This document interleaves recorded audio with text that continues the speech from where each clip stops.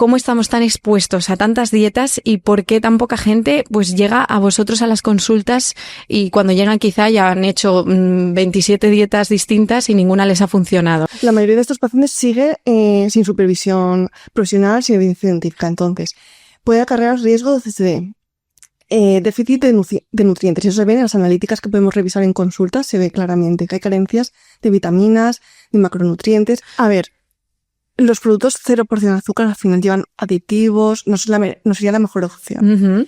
El marketing de la industria alimentaria, la verdad es que a veces nos engaña. Sí. Entonces las patatas fritas 0%, aunque sean horneadas. ¿Y los tratamientos como el balón gástrico o el método Big son atajos para llegar ahí? ¿Mito o verdad?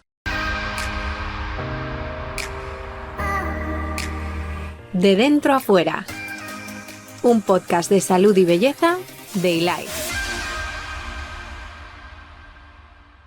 Hola y bienvenidos a De Dentro a Fuera, el podcast de salud y belleza de Ilai. Soy Paula Dalí y os abro las puertas una vez más a este espacio donde vamos a hablar sobre salud, belleza y las últimas novedades en medicina estética de la mano de nuestros expertos. Y hoy, como siempre, pues me acompaña Gemma Madoley, que es nutricionista, y vamos a hablar un poco sobre pues todas las dietas, todas esas modas y pues las dudas frecuentes que nos surgen y que a veces no llegamos a contrastar con un profesional de la nutrición, ¿verdad? Pues cuéntame cómo estamos tan expuestos a tantas dietas y por qué tan poca gente pues llega a vosotros a las consultas y cuando llegan quizá ya han hecho 27 dietas distintas y ninguna les ha funcionado, ¿no? En primer lugar, agradeceros a Paula, a Ilai, la oportunidad de un espacio abierto a hablar de nutrición, de bienestar. Entonces, con la pregunta que me acabas de realizar, sí, yo de hecho en consulta veo que los pacientes, cuando hago mi primera consulta, indago más en sus hábitos, en su estilo de vida, veo que el paciente viene con un historial de dietas de todo tipo. De contar kilocalorías, de gramajes, restrictivas, la que se ha puesto de moda, porque hoy en día en las redes vemos de todo, claro. Hay mucho intrusismo. Uh-huh.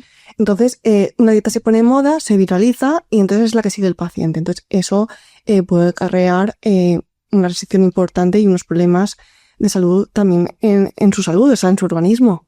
Claro, y que por siempre hablamos de los riesgos, ¿no? De hacer una dieta sin supervisión, pero quizá eso queda un poco en el aire, pero realmente ¿a qué riesgos reales se puede estar enfrentando un paciente que realiza una dieta de manera libre sin haberse hecho un estudio previo? Claro, la mayoría de estos pacientes sigue sin supervisión profesional, sin evidencia científica. Entonces, puede acarrear riesgo de déficit de nutrientes. Eso se ve en las analíticas que podemos revisar en consultas, se ve claramente que hay carencias de vitaminas, de macronutrientes, etc. Pérdida de masa magra, muy importante. Estos pacientes pueden perder peso con estas dietas restrictivas a corto plazo, uh-huh. pero pierden masa muscular. Claro. Desajustes hormonales, sobre todo en la población femenina, a claro. nivel de las menstruaciones, hay muchos desarreglos. Entonces es un serio problema que nos estamos encontrando hoy en día en consulta. ¿Y qué dietas a largo plazo, qué dietas no, pero qué se puede conseguir algo efectivo, que no sea una dieta como tal, ¿no? Sino que a lo mejor pues... Pues hay que educar y cambiar en hábitos. No hay que trabajar con dietas estrictas que nos adapten al paciente. Hay que tratar al paciente que tiene su vida, tiene su trabajo, tiene sus preferencias, tiene su historia clínica, entonces hay que adaptar su plan para él uh-huh. y trabajar con objetivos realistas. Claro. Que el paciente se sienta cómodo, que así sea la clave para que lo pueda sostener y mantener en el tiempo. Exacto, en el tiempo, eso es lo más importante. ¿Y qué tipo de estudios lleváis a cabo inicialmente en consulta para saber qué tipo de hábitos se pueden adaptar al paciente o no? Vale, pues en la primera consulta, que suele ser la más extensa, uh-huh. podemos pedir analíticas que tenga el paciente, o si viene a Ilai tenemos todo el historial de IMED. Hacemos una oración sobre su metabolismo. Uh-huh. Sobre la tanita vemos su masa muscular, la masa grasa, su peso, su metabolismo, si está muy lento, si está bien, la tasa metabólica, diferentes parámetros junto con su historia dietética, sus preferencias, su estilo de vida, porque muchos pacientes les falta tiempo. Dicen, vale, sí, sé lo que se tiene que tomar, o me lo puedes explicar tú, pero a la hora de llevarlo a práctica, ¿cómo lo ejecutamos? Claro. Porque a veces Eso es te el iba a principal. preguntar también, que a veces estamos con prisa, que no tenemos tiempo de prepararnos las comidas Claro. como nos gustaría, comemos fuera mucho o tenemos comidas de trabajo y al final hay pues sí, tengo opciones saludables, pero a lo mejor no siempre son de mi preferencia cuando tengo una comida de empresa o cualquier cosa, ¿no? Claro. La planificación es clave para trabajar en consulta. Sí. En entrenar a ese paciente para organizarse, prever. O sea, si comes fuera de casa, pues hacer un batch cooking el fin de semana, tener pues la guarnición de proteína y luego preparar una bandeja de verduras e ir trabajando esa semana con esa base de proteína y verdura, añadir los cereales, pero que es de forma más rápida para que el paciente se sienta cómodo y en el día a día no le suponga invertir mucho tiempo en la preparación. Claro. Porque a veces hay que evitar improvisar. El improvisar nos condiciona a elegir alimentos menos saludables, a caer en la monotonía y que abandone el plan. Claro. En repetir muchos alimentos. Es decir, solamente indagamos en el registro dietético del paciente, a lo mejor está tomando todo el rato pollo y arroz. Claro. Entonces, al final hay mucha carencia. Entonces, trabajar la planificación, entrenar sobre esa base de alimentación saludable es muy importante. Y con pacientes que, por ejemplo, quizá llevan una dieta vegetariana, que no comen proteína animal, ¿cómo se trabaja con ellos? Porque claro, también es algo más restrictivo, entre comillas, no es una restricción como otro tipo de dietas, pero quizás sí que a nivel proteína se suplementan o cómo se A ver, lleva. se suplementa con vitamina B12, ¿vale? Cuando sea muy estricto. Pero sí que ahí puede haber más hándicap a la hora de comer fuera de casa. ¿Vale? Sí que a la hora de planificar y hacer batch cooking, pues le damos unas herramientas con la alimentación vegetariana que siga al paciente sin problema. Pero sí que es verdad que el paciente que no es vegetariano, que es omnívoro, cuando sale a comer fuera de casa por clientes, etcétera, pues sí que hay más variedad en la industria. Ahora cada vez más encontramos más restaurantes especializados, etcétera. O sea, que soluciones hay. Que a lo mejor hay que indagar más en pues el paciente es de Valencia, pues ver restaurantes que pueda ir, que tengan esa opción, pues también sería darle esos recursos también para que conozca el paciente que a veces no lo conoce, por ejemplo, eso sería una opción. Y si tuvieras que recomendarle a nuestros oyentes, pues que a lo mejor pues simplemente tienen buenos hábitos, pero quizá no siempre son capaces de elegir bien cuando comen fuera, ¿qué pautas les darías como para elegir un tipo de plato que fuera bueno para ellos, ¿no? Cuando comemos fuera de casa. Pues a ver, los tips que suelo comentar en consulta es elegir siempre una base de vegetales, ya sea en crema, ensalada, una cremita de verduras, algo que sea base vegetal y luego la proteína. Es decir, pues un plato de pescado o incluso un guiso de carne, un pescado, algo más liviano. Y sobre todo evitar platos muy refinados, muy procesados, con mucho fritos. ¿No? Claro. Las técnicas también van a ser importantes a la hora de elegir. Sí.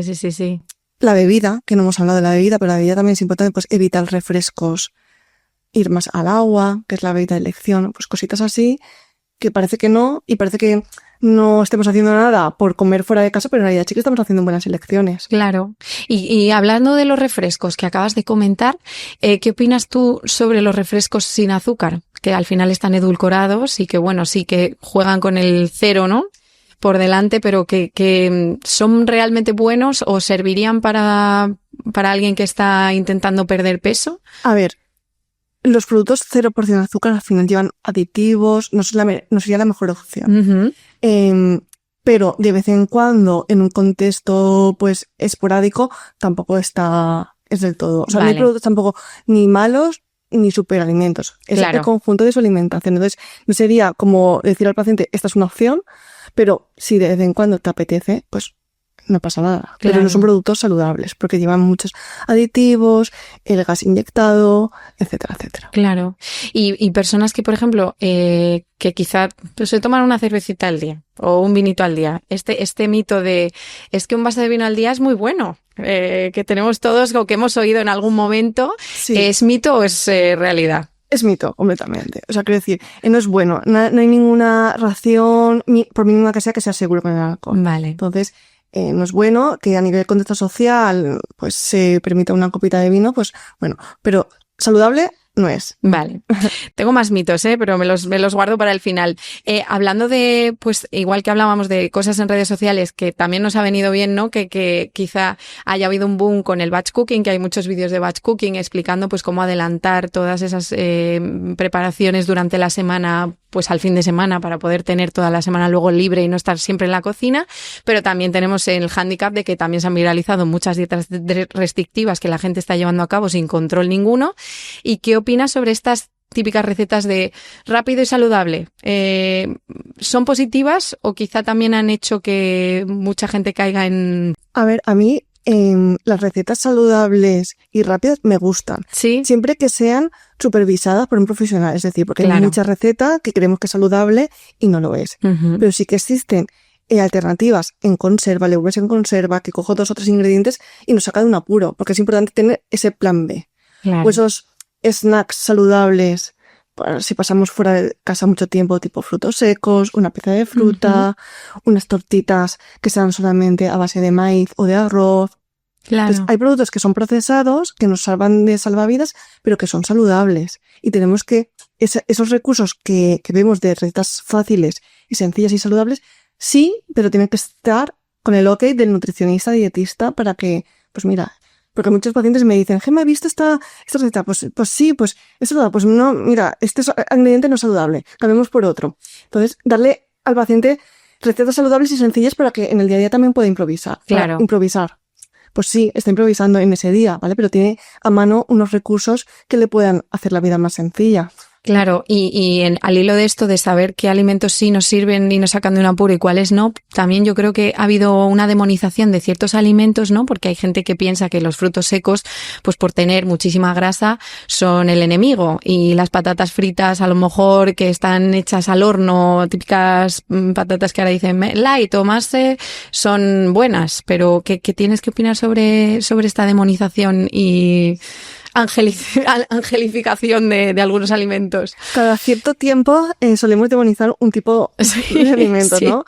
Fue quitar los hidratos, que eran muy malos, sí. Las grasas, ha habido un boom ahora de la keto, que es ampliar las grasas, pero mucha gente durante mucho tiempo hemos crecido creyendo que las grasas son malas. Claro. Y no, las grasas son necesarias, porque las grasas nos ayudan a formar estructuras en el organismo, como tipo colesterol, que es bueno, hormona sexual, o sea, al final la grasa cumple una función en nuestro organismo y es necesaria, pero siempre que tenga a nivel corporal un porcentaje adecuado y siempre que sean grasas saludables. Claro. Las grasas de los frutos secos es una grasa con un perfil lipídico muy saludable, que tenemos que añadir día a día ese tipo de grasa. Exacto. Ya sea tipo tips en alguna ensalada, acompañamiento de algún yogur, etcétera. Porque lo que tú dices, Paula, que el marketing de la industria alimentaria, la verdad es que a veces nos engaña. Sí. Entonces las patatas fritas 0%, aunque sean horneadas. Sí, y a veces la gente, desde la ignorancia, yo creo, también se deja guiar por estos nuevos clasificaciones, ¿no? El ABC, el Nutri-Score, el Nutri-Score de los alimentos, que a veces, pues no, alimentos llenos de azúcares tienen una A porque son bajos en grasas, pero otras cosas que a lo mejor tienen más grasa y pues son saludables, pues tienen una B, y la gente a veces no se deja Sí, ha engañar. habido mucha controversia con eso, porque por ejemplo el aceite de oliva virgen pues estaba clasificado de otra manera. Entonces, Claro. Eso hay que tener mucho cuidado con todas las aplicaciones, que nos puede un poco ayudar, o un poco ayudar en el sentido de más o menos movernos, ¿vale? Pero sí que tiene que ser supervisado por un nutricionista en consulta. Cualquier duda, yo a mis pacientes digo, pasarme etiquetas. También en alguna consulta hablamos sobre el etiquetado nutricional, para un poco ayudarles a cómo leer una etiqueta, porque al final, como profesional de la nutrición, mi satisfacción más grande con los pacientes es que sepan gestionar su alimentación. O sea, Claro. que al final que algún día, una temporada, pues todos tenemos recaídas, pero que sepan cómo alimentarse y que lo sostengan en el tiempo. Sí, al final es un aprendizaje, no es solamente que tú les digas cómo tienen que hacerlo, sino que con ese proceso también ellos aprendan, ¿no? Para que a la larga puedan llevar ellos un estilo de vida en general saludable, ¿no? Y en consulta, ¿qué proceso lleva un paciente desde que llega a tu consulta hasta que, no sé si hay una última consulta, o cuál es el proceso que siguen los pacientes contigo? Vale, el paciente cuando viene a ILAI se hace una primera evaluación de sus objetivos, historia clínica, anamnesis, lo que he comentado antes, bastante extensa. Entonces, a partir de ahí vemos, según su IMC, según su porcentaje corporal, según su situación, qué tipo de procedimiento se podría hacer. Porque en la clínica contamos por varios procedimientos para el tratamiento de la obesidad, tratamientos endoscópicos y la cirugía bariátrica. Claro. Y pacientes, como hemos comentado antes, que a lo mejor quieren mejorar su alimentación o quieren bajar 3 kilos que me he puesto este verano. Entonces, no hace falta, con la alimentación y con unas pautas dietéticas podemos conseguir ese resultado. Entonces, seguimiento, pues según. Si trabajamos desde un tratamiento endoscópico, pues lo vemos durante incluso 1 año y medio. O sea, las consultas son cada 2 semanas, vemos las dificultades que va a tener el paciente, les damos soluciones. O sea, el paciente se siente acompañado todo el momento. Claro, También contamos con un equipo, es decir, un equipo profesional de médicos, endoscopistas, psicólogos, y recalco mucho. Esto de, sí, la salud mental al final tiene mucha relación con el sobrepeso o con todo lo contrario, ¿no? Con la desnutrición al final. Sí, la psicología es fundamental. Yo, el paciente que viene a consulta, le digo que en paralelo esté guiada por la parte psicológica, porque al final, aunque pensemos que no lo necesita, todo el mundo lo necesita. Claro. Entonces, para cambio de hábitos viene muy bien ese refuerzo, ¿no? Que el paciente también se sienta acompañado desde esta perspectiva. Claro, motivado, ¿no? Sí. Sí, porque la motivación es clave para estos pacientes. Claro. Pues sí, esa es la importancia de estar respaldado por un centro hospitalario, ¿no? Como es IMED, y que a diferencia de otros sitios en los que quizá pues solamente tengan una consulta en nutrición, pero les falta, ¿no? Todo ese backup de acompañamiento que aquí sí que pueden tener. Sí. Y vamos a irnos ahora con los mitos que tengo aquí, aparte del vino, que sé yo me he adelantado porque me ha surgido a raíz de lo que hablábamos de los refrescos y las bebidas. ¿La obesidad se soluciona solo con dieta y ejercicio? ¿Mito o verdad? Mito. La obesidad es una enfermedad multifactorial, depende de muchos factores. Entonces, con solo dieta y solo ejercicio, no. O sea, es importante, está claro que hay que actuar en la alimentación y en el ejercicio, en el movimiento de ese paciente, pero la parte mental, la parte de, a lo mejor ese paciente necesita una rehabilitación previa antes de hacer un movimiento. Movimiento. Sí, hay que ponerle al paciente en su situación, porque un paciente con obesidad muchas veces no está bien nutrido. Hay que mejorar las carencias nutricionales primero antes de implantar alguna dieta. Entonces hay que ir muy poco a poco. Entonces solamente con dieta y con ejercicio, no. A lo mejor hace falta un tratamiento médico, una endoscopía, un tipo balón intragástrico o un método Apolo o una cirugía bariátrica. Entonces ya se deriva al profesional. Entonces con todo el comité adoptamos cuál es la mejor solución para que el paciente con obesidad pueda lograr su objetivo de salud. Perfecto. ¿Y los tratamientos como el balón gástrico o el método Big son atajos para llegar ahí? ¿Mito o verdad? Mito. ¿Vale? No es un atajo, al final es un apoyo. Yo recalco mucho en consulta la predisposición del paciente, es decir, es una técnica que te puede ayudar porque te va a proporcionar llegar antes a esos hábitos, te vas a encontrar más motivado, pero hay que venir a seguimiento, hay que intentar hacer un esfuerzo en cambiar ciertos hábitos que no son tan saludables. Es decir, que el esfuerzo del paciente y la implicación tiene que estar en cualquier tratamiento. Claro. Pero que sí que para lograr su objetivo, pues puede ser de gran ayuda algún tratamiento como puede ser el balón intragástrico para llegar a ese objetivo de salud. Pues y hablando de esto también, hablabas antes de la cirugía bariátrica, ¿es solo para casos extremos? No, a ver, las indicaciones son que a partir del 40 de IMC, que es el índice de masa corporal, el paciente sería candidato a una intervención. Vale. Pero también con una obesidad tipo grado 1 de 35, a partir de 35, sí que el paciente con comorbilidad, si tiene una diabetes, si tiene una dislipemia, un síndrome metabólico, puede optar por una cirugía bariátrica con una obesidad inferior. Vale. Y tras un tratamiento de obesidad, ¿se puede recuperar el mismo peso que se tenía antes? Si es que alguna vez se tuvo un peso, pues eso, normal o que se considere, vamos, dentro de un IMC bueno.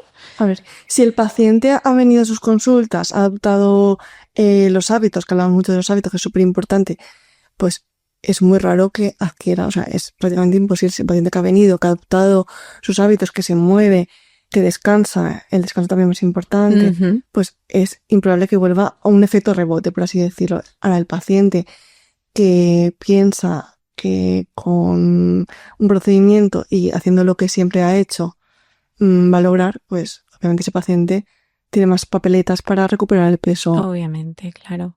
Y los pacientes que quizá no están habituados a... Porque comer comemos todos los días, ¿no? Es cuestión de cambiar los hábitos. Pero ese paciente que no encuentra el momento o la motivación para hacer deporte o que no le gusta la actividad física, ¿cómo se logra que entre en la dinámica? ¿O se puede hacer sin que haya una actividad física superior? Hacer el hábito es difícil, entonces yo siempre les digo al paciente que poco a poco en su rutina implemente pequeños pasos, pues más caminatas, aparcar el coche más lejos del trabajo, Ujú. subir las escaleras en vez de coger el ascensor, pequeñas cosas que no se hacen un ejercicio de gimnasio, Sí. pero que en su día a día van a notarlo. Entonces, Ujú. y que me digan qué es lo que han hecho, o sea, pues yo hacía fútbol o yo, algo que les haya motivado para poco a poco tener eso ahí de volver a ese deporte. Claro. Y los pacientes que nunca han hecho deporte, que mira, yo solamente he caminado y ya está. Yo sí que les aconsejo que supervisión de un profesional del deporte, que ahora cada vez hay más centros, Ujú. que vaya, que empiecen desde su nivel y que poco a poco les irán orientando en su movimiento, su agilidad, su rendimiento. Al final es un profesional también que les va a ir indicando cada paso a seguir, corregir posturas, Claro. porque luego hay muchas lesiones, entonces poco a poco se puede. Pacientes que están lesionados y que llevan mucho tiempo sedentarios, pues con la alimentación también se puede avanzar. Pero el paciente que no tiene un problema a nivel de movilidad, etcétera, pues poco a poco inculcarle con pequeñas píldoras, pues que se puede y que no le gusta, no voy a pretender que sea deportista de élite, pero que poco a poco ir adquiriendo ese hábito porque va a ser importante. Claro, esos pequeños cambios siempre se notan, sobre todo si no hay actividad, pues pasar de 0 a un poquito, pues siempre va a ser notorio, ¿no? Sí. Perfecto. Y volviendo otra vez, porque me he quedado yo en el tintero, hablábamos de las grasas que se demonizaron durante una época, ahora luego viene con la dieta keto, que son buenas otra vez. El colesterol, también se ha demonizado mucho el colesterol y ha habido ahora mucho debate con si es bueno tener el colesterol alto o si no es bueno, qué relación tienen los triglicéridos en todo este debate del colesterol. Claro, ¿Cómo ves tú este debate que hay abierto ahora? Claro, al final el tener una analítica del colesterol total nos da mucha información, porque el colesterol total al final puede ser un pelín alto, pero hay que mirar más allá, hay que mirar el colesterol LDL, que sería el perjudicial. Entonces sí que es importante tenerlo bajo. Claro. ¿Vale? Y si no, corregirlo, que con la alimentación se puede. Luego, el colesterol HDL, que es el protector, el que es bueno para a nivel cardiovascular incluso. Es decir, tener el HDL alto no va a ser nada mal, sino todo lo contrario. Entonces, hay que mirar esa fracción, ¿vale? Para calcular un poco el riesgo cardiovascular. Y los triglicéridos también juegan un papel importante, pues los triglicéridos también tienen que estar en un papel pues moderado bajo. Porque el colesterol está normal, pero el LDL está un pelín alto, el HDL está bajito y el triglicéridos está alto, pues al final ese paciente tiene un factor cardiovascular, hay que mejorarlo también. En consulta medimos el perímetro cintura-cadera, que también es un parámetro predictor. Y con la tanita pues tenemos la grasa visceral, que a nivel... pues la grasa visceral es la que rodea órganos internos, a nivel visceral, que es la que está más adherida a los órganos, hígado graso, etcétera, problemas cardiovasculares. Entonces, con ese índice también en consulta, también miramos que eso cada vez vaya bajando a una estimación correcta. Claro, analíticas hacéis, imagino, al principio y luego durante el proceso se repiten estas analíticas. Las analíticas se hacen en pacientes con cirugía bariátrica. Llevan un control exhaustivo con el cirujano, que los ve periódicamente, y con la endocrina, ¿vale? Un paciente que viene en consulta, yo siempre recomiendo que una vez anualmente, a lo mejor sí, al principio sí que se pide una analítica, pero muy básica, que a nivel nutricional no nos aportan nada a nivel nutricional, porque el paciente se va a intervenir de un tratamiento endoscópico, entonces piden el anestesista lo que quiere mirar él, ¿no? Yo sí que recomiendo que una vez al año se haga una analítica para ver un poquito cómo va todo, si se encuentra cansado, que no se haga un aporte analítico, etcétera. Pero así como tal, solamente en el paciente bariátrico es cuando se hace ese seguimiento con endocrino y con cirujano. Muy bien, perfecto. ¿Qué papel crees que otros profesionales de la nutrición como tú, crees que todo el mundo está haciendo una buena labor en redes sociales o crees que, ya no hablo del intrusismo, que obviamente es negativo, pero dentro de los profesionales, ¿crees que los hay que no están quizá del todo actualizados y que tienen que darle una vuelta a ese contenido que están divulgando en redes sociales? Cada vez hay menos, porque los profesionales de nutrición cada vez es una dinámica, cada vez salen cosas nuevas. Y gente que está expuesta en redes profesionales, colegiados, normalmente están actualizados. O sea, ese mensaje que divulgan se ha contrastado. Ahora, también hay algunos que no, o están más desactualizados o no. No comulgan con lo que pero deberían. Son poquitos. Yo no. Quien sea profesional, quien está colegiado, quien está actualizado, los mensajes que suele mandar en redes suelen ser prácticos también para el paciente. Uh-huh. Sí. Claro, hablábamos de todas estas dietas saludables pero rápidas, ¿no? Y buscando un poco también pues lo que la gente busca, que es eso, es poder seguir llevando su vida normal, ¿no? Y adaptar unos hábitos a ese ritmo de vida que quizá es más rápido del que nos gustaría a todos, pero que es el principal problema. Yo creo que la planificación, porque el paciente suele improvisar bastante y que no queremos que improvise tanto. Queremos dotarle de esos recursos, ¿vale? Para que no caiga en la monotonía, no caiga en déficit de nutrientes, que solamente come 2 alimentos. Claro. Entonces, y que nos aburra también, porque comer tiene que ser divertido, tiene que ser placentero, tiene que ser saludable.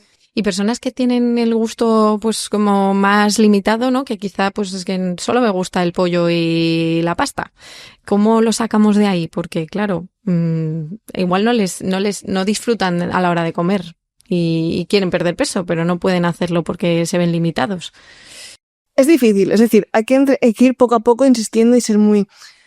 Sobre todo darle variedad, es decir, variedad y técnicas, porque a veces las técnicas también juegan su papel. A lo mejor un alimento lo prueba hace tiempo en una técnica y le transformamos en otra combinado con el alimento y cambia. Entonces, pues mira, vamos a probar, o yo les digo, esta semana, quien no ha probado mucha verdura, no tiene mucha variedad, vamos a elegir 2 verduras y ahí te voy a mandar unas recetas para que vayas haciendo. Es ir jugando poco a poco, no pasar de todo, o sea, si no está tomando nada, a pasarle a todo. Claro. Hay que ir progresivamente. Muy y bien. Muchas veces la cuestión de hábitos no consiste en quitar. Un paciente obeso no es quitar la alimentación, sino añadir. Es decir, tú no estás tomando fruta, no das más fruta, pues añadirte fruta. Jugar también con las raciones de verdura. Es decir, hay pacientes que piensan que una ración de verdura es una lechuga y al final es un poco de saber, pero porque no tienen por qué saberlo. Es decir, el profesional de la nutrición tiene que darle esas alternativas, esa visualización y esas alternativas para que el paciente coja esas herramientas y las haga suya y las pueda llevar a la práctica. Pues es muy interesante, la verdad es que es un mundo apasionante, cada día salen cosas nuevas, cada día la gente también se va concienciando más y eso es muy importante. Y como última pregunta de cierre que a mí me gusta hacer es, ¿qué pregunta debería hacerte un paciente cuando llega a tu consulta? A ver, a mí lo que me sorprende muchas veces en consulta, no tiene nada que ver, pero lo que me sorprende mucho en consulta muchas veces es que el paciente, cuando estudiamos y vemos qué patrones alimentarios ha llevado, qué dietas ha seguido, me dicen, pero no, Gemma, es que esa dieta a mí me gustaba, o sea, me funcionaba, ¿vale? Era pollo y piña, me funcionaba, y ahora viene a consulta con el doble de peso, efecto rebote, y con colesterol, una dislipemia, entonces, pero el paciente piensa que esa dieta le funcionaba y tiene un pensamiento satisfactorio. Entonces, el hacer reflexionar al paciente, de decir, pero ¿te permitía salir, socializar? Es que vamos, pollo y piña. No es sostenible en el tiempo, o sea, a lo mejor esa primera consulta no la abordo, o sea, lo tengo como un tic para trabajar luego, pero que el paciente tenga ese recuerdo feliz, entre comillas, que luego lo voy sacando, pero tú podías hacer vida social, pero tú lo podías sostener, pero tú te estabas más cansado, pero te parecían las analíticas de déficit de hierro. Entonces, claro, ir haciéndole pensar y que luego, a raíz de las consultas, sepa cómo alimentarse, tenga un registro dietético bueno, porque yo luego el registro dietético lo pido al principio, a mitad y al final, un poco para ver un poquito la progresión. Entonces, eso me gusta. El ver cómo el paciente es el que él solito va sacando sus conclusiones, ¿no? Se va dando cuenta y no atajar en el primer momento, porque eso me lo dice, esa información, yo voy a trabajar de otra manera, pero luego el indagar y decir, pero es que esto no se utilizabas, estás carente de nutrientes, efecto rebote, porque el cuerpo también en esa fase de restricción el cuerpo lo nota y entra en un ahorrador, o sea, está guardando energía, ¿vale? Porque para luego cuando estemos comiendo como comíamos antes, pues reservar, ¿no? Reservar y volver a ganar el doble porque hemos pasado por un episodio de mucha restricción energética. Claro. Pues es importantísimo eso y hacer reflexionar a la gente sobre la importancia de consultar antes de llevar a cabo cualquier tipo de dieta con un profesional de la nutrición. Muchísimas gracias, Gemma. Gracias a ti, Paula. Y encantada de haber hablado contigo este ratito. Igualmente. Y nosotros nos volvemos a escuchar en otro episodio de Dentro a Fuera.